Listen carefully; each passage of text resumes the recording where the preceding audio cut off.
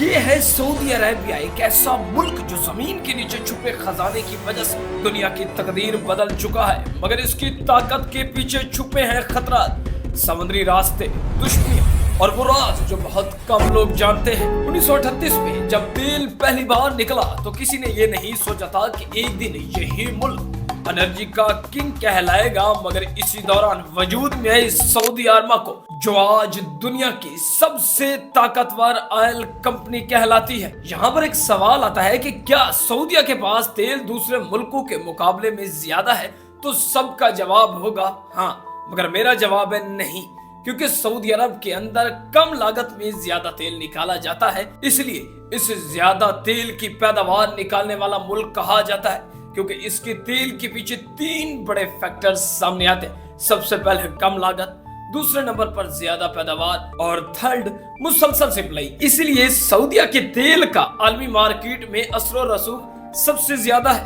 अगर कोई भी मुल्क तेल की दरियाफ्त करता है या वो तेल निकालता है तो वह यहाँ पर खत्म नहीं होती, बल्कि असली बात ही यहीं से शुरू होती है। सऊदी अरब के अगर दूसरे मुल्कों तक तेल पहुंचाने के पेचीदा नेटवर्क को छेड़ा जाए, इस नेटवर्क को डिस्कस किया जाए, तो इस पे सबसे पहला और सबसे अहम रास्ता स्ट्रेट ऑफ हरमज आता है। यहाँ से गुजरकर ऑयल टैंकर खलीज से गुजरते हैं और फिर जाके दूसरे मुल्कों की बंदरगाहों तक पहुंचते हैं।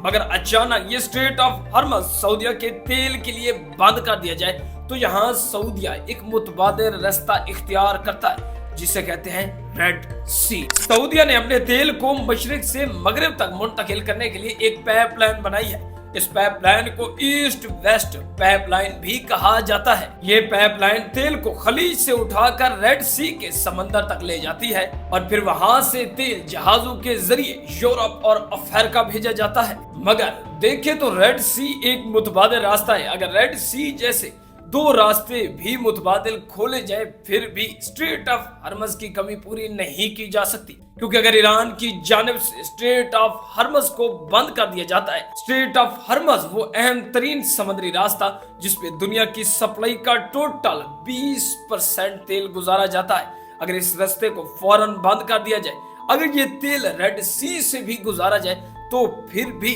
तेल का आलमी बहरान पैदा हो सकता है। आलमी मईशत को एक बड़ा झटका लग सकता है। रेड सी का रास्ता या ईस्ट वेस्ट पाइपलाइन ये हजारों किलोमीटर लंबी फैली हुई वो पाइपलाइंस हैं जो रोजाना लाखों बैरल तक तेल मुंतकिल करती हैं और इन्हें सऊदीया की बैकअप स्ट्रेटेजी भी कहा जाता है। मगर जहां स्ट्रेट ऑफ हरमज के मुतबादिल रास्ते हमने रेड सी की बात की और पाइपलाइंस का जिक्र किया, तो सवाल यहाँ पर भी एक मंडलाता है कि अगर ईरान सऊदीया की पाइपलाइंस पर हमला कर दे और ईरान स्ट्रेट ऑफ हरमज को भी बंद कर दे, तो सऊदीया किस कदर तेल होने के बाद भी बहरान का शिकार हो सकता है। हालिया सालों में खास तौर पर सऊदी अरब के ऑयल स्ट्रक्चर को कई खतरात का सामना करना पड़ा, जिसमें कई बार कशीदगी बढ़ने के बाद भी आपने मंजर आम पर खुरैस ऑयल फील्ड को देखा होगा।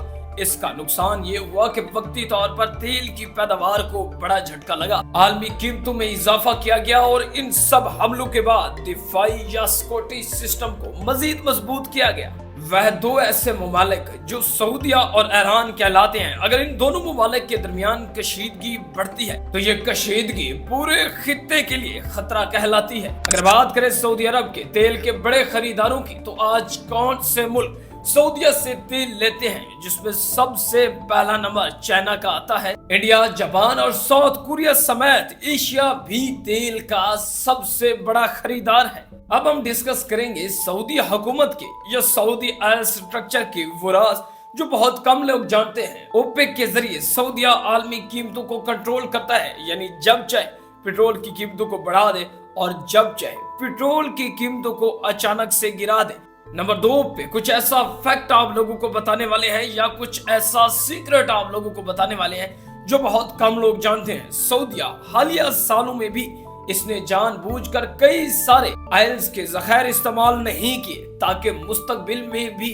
वो ताकतवर बना रहे। नंबर 3 पे सऊदीया का सबसे बड़ा फैक्ट जो सऊदीया के लिए तो फायदा है मगर बाकी मुल्कों के लिए सरदर्द बन चुका है। सऊदीया जब चाहे तेल की कीमतों को बढ़ाकर दूसरे मुल्कों की मईशत को भी ठप कर सकता है। नंबर 4 पे ऐसा राज आपको बताने वाले हैं जो पहले की तरह बहुत कम लोग जानते होंगे। सऊदीया हालिया सालों में रिन्यूएबल एनर्जी पर भी काम कर रहा है ताकि मुस्तकबिल में भी वो एनर्जी का किंग या सुपर पावर कहलाएगा।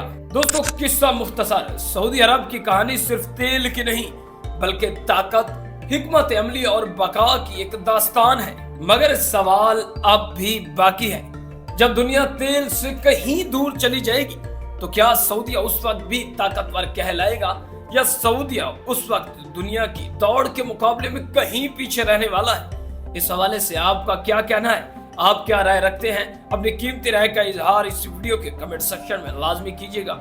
मिलते हैं आपसे नेक्स्ट वीडियोस में, तब तक के लिए अल्लाह हाफिज। पाकिस्तान जिंदाबाद।